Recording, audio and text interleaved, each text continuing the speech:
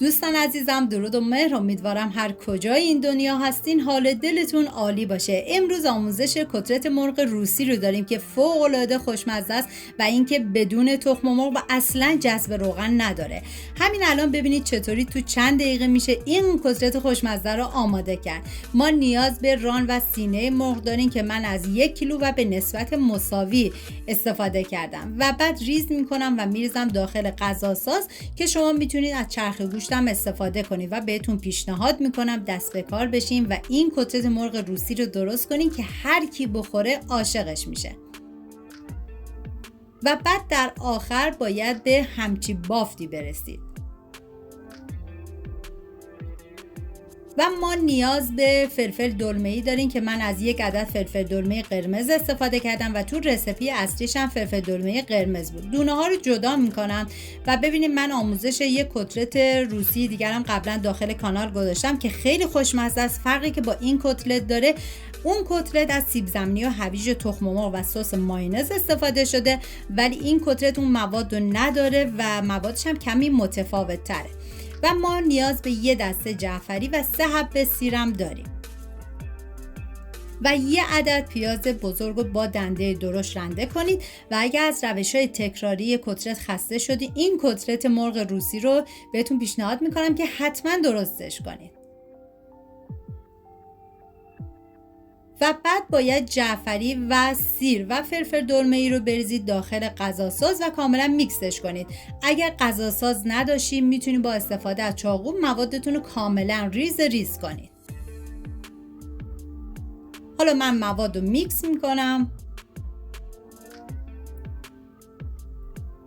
و در آخر موادتون باید در این حد کاملا ریز شده باشه.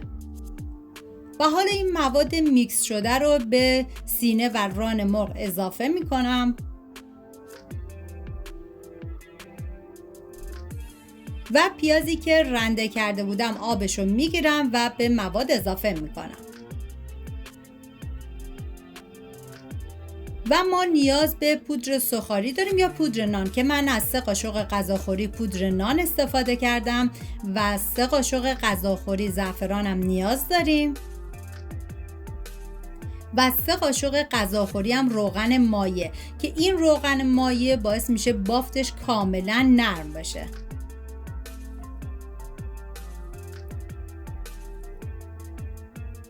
و ادویه‌ای که ما نیاز داریم فلفل قرمز هستش که من از فلفل عنابی استفاده کردم و فلفل سیاه و نمک.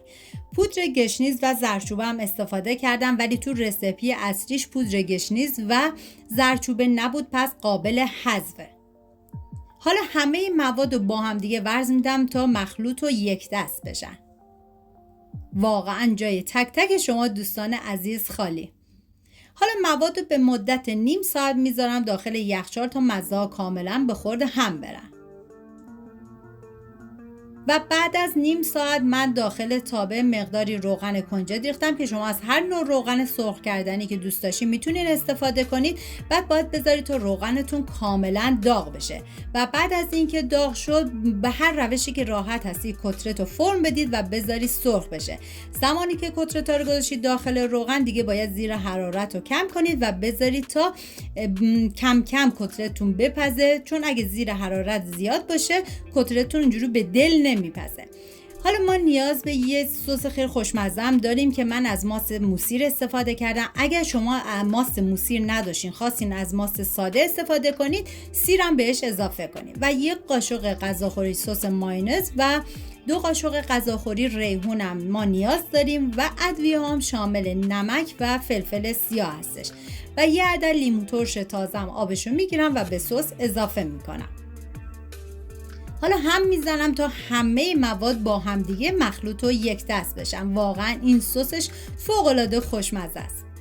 و حالا میریم سراغ کتلت که دیگه یه سمتش کاملا سرخ شده. من برمیگردونم و میذارم تا سمت دیگه‌ش هم کاملا سرخ بشه و بعد از اون از روغن جدا میکنم و گفتم این کتلت اصلا جذب روغن نداره و با خیال راحت میتونین میل کنید.